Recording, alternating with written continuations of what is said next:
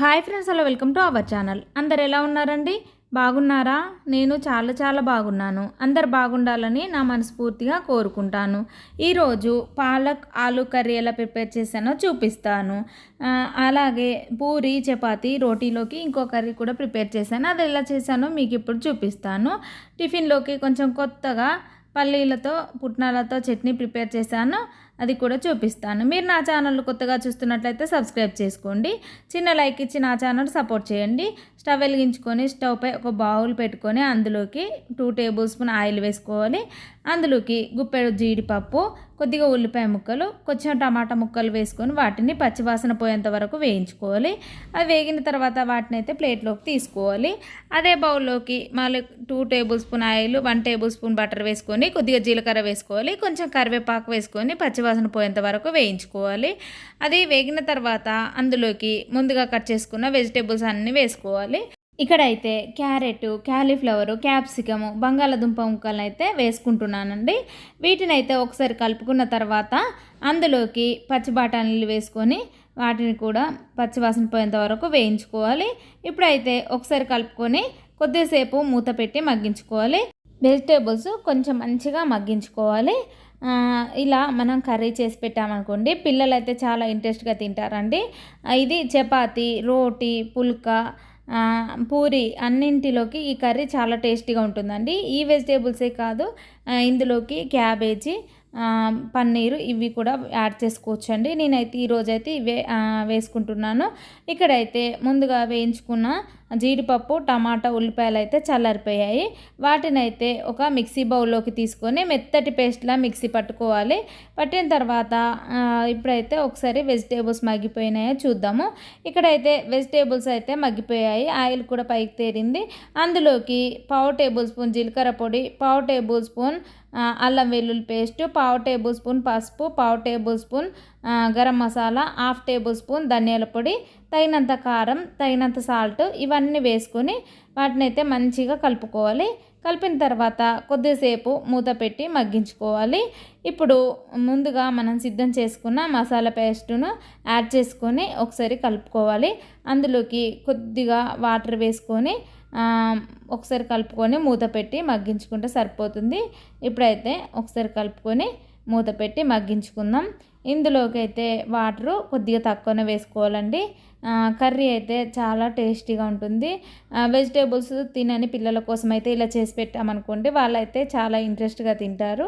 మీరు కూడా ఎప్పుడైనా ఇలా ట్రై చేసి చూడండి.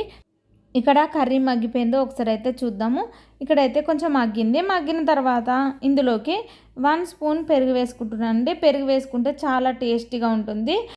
పెరుగుకు బదులుగా నెయ్యి కూడా వేసుకోవచ్చు అండి. నెయ్యి వేసినా కూడా చాలా టేస్టీగా ఉంటుంది. ఇప్పుడైతే ఒకసారి కలుపుకొని కొద్దిసేపు మూత పెట్టి మగ్గించుకుందాం. ఇప్పుడైతే కర్రీ మగ్గిపోయిందండి. ఆయిల్ కూడా పైకి తేరింది. ఇప్పుడైతే ఒకసారి కలుపుకొని అందులో కొద్దిగా కొత్తిమీర వేసుకుంటే సరిపోతుంది. ఇక్కడైతే మిక్స్డ్ వెజిటేబుల్స్ కర్రీ అయితే రెడీ అయిందండి. ఇది ఈరోజు అయితే నేను రోటీ ప్రిపేర్ చేశాను కాబట్టి ఈ కర్రీ చేశానండి. మార్నింగ్ పూరీలోకి అయితే చాలా టేస్టీగా ఉంటుందండి. లేదా పుల్కా దేనిలోకైనా ఇదైతే సూపర్గా ఉంటుంది. మీరు కూడా ఎప్పుడైనా ట్రై చేసి చూడండి. ఇదైతే మార్నింగ్ బ్లాగ్ అండి. మార్నింగ్ టైంలోనైతే నేను ఆలు పాలక్ ఫ్రై అయితే ప్రిపేర్ చేశాను. పిల్లలకు లంచ్ బాక్స్లోకి అయితే ఇదైతే ప్రిపేర్ చేశానండి.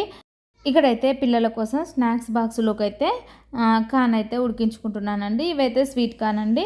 ఇందులోకి కొంచెం సాల్ట్ యాడ్ చేసుకొని తగినంత వాటర్ వేసుకొని వీటిని అయితే ఉడికించుకుంటే సరిపోతుందండి.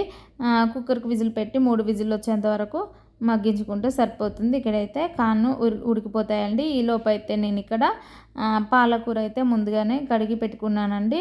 శుభ్రంగా కట్ చేసి పెట్టుకున్నాను. ఈలోపు అయితే ఇక్కడ రైస్ అయితే ఉడికిపోయింది. ఇప్పుడైతే స్టవ్ ఆఫ్ చేసుకుంటున్నాను. ఇక్కడైతే ఇప్పుడు పాలక్ ఆలు కర్రీ ప్రిపేర్ చేద్దాం అనుకుంటున్నాను. ఇక్కడ బంగాళదుంపలను అయితే మంచిగా శుభ్రంగా తొక్క పీల్చేసుకొని ఇలా పెట్టేసుకున్నాను. వాటర్ వేసుకొని వాటర్లో కొద్దిగా సాల్ట్ వేసుకున్నాం అనుకోండి, బంగాళదుంపలు అయితే నల్లబడకుండా ఉంటాయండి. ఇలా మనం వట్టిగానే పెట్టామనుకోండి అవి అయితే నల్లబడిపోతాయి. అందుకోసమే ఇలా వాటర్లో వేసి పెట్టుకున్నాను. ఇక్కడైతే పాలకూర ఉడికించుకుంటున్నాను. బౌల్లోకి కట్ చేసిన పాలకూర తీసుకుని అందులోకి కొద్దిగా వాటర్ వేసుకొని స్టవ్ పై పెట్టుకొని ఉడికించుకుంటే సరిపోతుందండి. ఈ లోపు అయితే ఇక్కడ కార్న్ అయితే ఉడికిపోయాయండి. ఇక్కడ మార్నింగ్ టైంలో అయితే నేను టిఫిన్ కోసం ఇడ్లీ అయితే చేస్తున్నానండి ఈరోజు. ఎలా అంటే ముందు రోజే నేను ఇలా పిండి అయితే మిక్సీ పట్టి పెట్టుకున్నాను కాబట్టి ఇప్పుడైతే ఈజీగా అయిపోతుంది కదా. ఇక్కడైతే బంగాళదుంపలను కూడా కట్ చేసి పెట్టుకుంటున్నాను. ఎందుకంటే ఇలా ఒక పని తర్వాత ఒకటి అన్నీ చేసుకున్నాం అనుకోండి ఫాస్ట్గా కంప్లీట్ అవుతాయి కదా. అందుకోసమనే నేను అన్నీ ఒకేసారి ఇలా చేసేసుకుంటానండి. ఎందుకంటే రోజుకి 2-3 రకాలు టిఫిన్, రైసు, కర్రీ అన్నీ ఒకేసారి ప్రిపేర్ చేయాలి కాబట్టి ఇలా నాకు ఫాస్ట్గా చేయడం అలవాటైపోయింది. ఎందుకంటే పిల్లలు స్కూల్కి వెళ్ళే టైం కల్లా ఇవన్నీ కంప్లీట్ అయిపోవాలి. మధ్యాహ్నానికి లంచ్ బాక్స్ కూడా మార్నింగ్ పంపిస్తాను కాబట్టి నాకైతే ఇలా చేయడం అలవాటైపోయింది. ఇక్కడైతే ఇడ్లీ కోసం అయితే ఇడ్లీ పాత్రలో వాటర్ వేసి పెట్టుకున్నాను. ఇడ్లీలు కూడా పెట్టేసుకున్నానండి. ఇవి ఉడికేసరికి అయితే ఇక్కడ ముందుగానే కార్న్ ఉడికిపోయాయండి. పాలకూర అయితే ఉడికింది. ఇక్కడ పాలకూరలోనే వాటర్ వంపేసుకొని పక్కకు పెట్టుకుంటే సరిపోతుంది. ఇక్కడైతే ఇప్పుడు కర్రీ ప్రిపేర్ చేద్దాం అనుకుంటున్నాను. పాలకు ఆలు ఫ్రై ప్రిపేర్ చేద్దాం అనుకుంటున్నాను. పాలకూర ఉడికింది కదా, దాన్ని అయితే మిక్సీ బౌల్లోకి తీసుకొని మిక్సీ పట్టుకుంటే సరిపోతుందండి. ఇక్కడైతే ఆయిల్ అయితే వేడైంది. అందులోకి కొద్దిగా జీలకర్ర, కొంచెం ఆవాలు వేసుకోవాలి. కొంచెం పచ్చిమిర్చి చీలికలు, కొద్దిగా ఉల్లిపాయ ముక్కలు, కొంచెం కరివేపాకు ఇవన్నీ వేసుకొని కొంచెం వెల్లుల్లి పేస్ట్ వేసుకొని పచ్చివాసన పోయేంత వరకు వేయించుకోవాలి. ఇప్పుడైతే కొంచెం గోల్డెన్ బ్రౌన్ కలర్ వచ్చేంత వరకు వేయించుకుంటే సరిపోతుంది.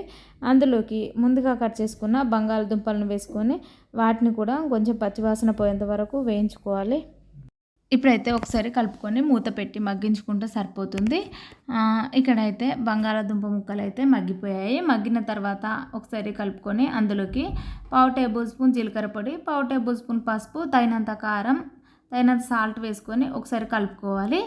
ముందుగా పేస్ట్ చేసుకున్న పాలకూరను అయితే ఇందులో వేసుకొని మిక్సీ బౌల్లోకి కొద్దిగా వాటర్ వేసుకొని ఇందులో వేసుకొని ఒకసారి కలుపుకోవాలి. ఇదే వాటర్ సరిపోతుందండి, ఇందులో వాటర్ వేయకూడదు ఎక్కువ. ఇప్పుడైతే ఒకసారి కలుపుకొని మూత పెట్టి మగ్గించుకుందాం.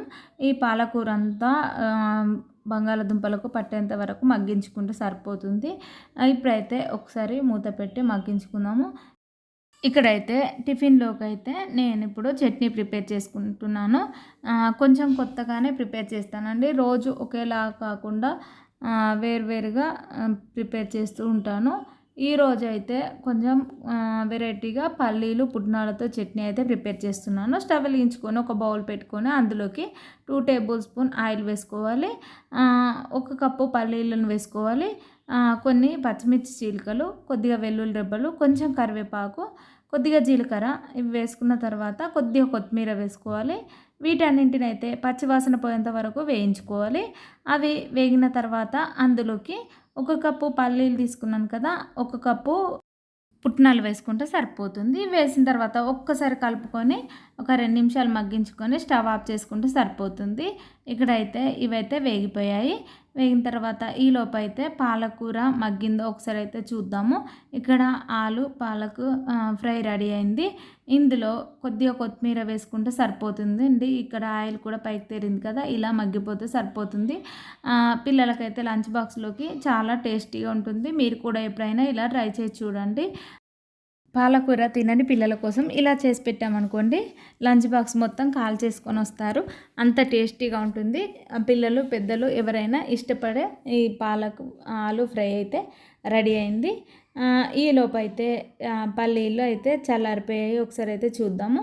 ఇక్కడైతే చల్లారినాయి. వీటిని అయితే ఒక మిక్సీ బౌల్లోకి తీసుకొని అందులోకి తగినంత సాల్ట్ వేసుకొని ఒక్కసారి మిక్సీ పట్టుకోవాలి. పట్టిన తర్వాత అందులోకి సరిపడా వాటర్ వేసుకొని దాన్ని అయితే మెత్తగా మిక్సీ పట్టుకొని ఒక బౌల్లోకి తీసుకుంటే సరిపోతుంది. ఇక్కడైతే చట్నీ అయితే రెడీ అయింది.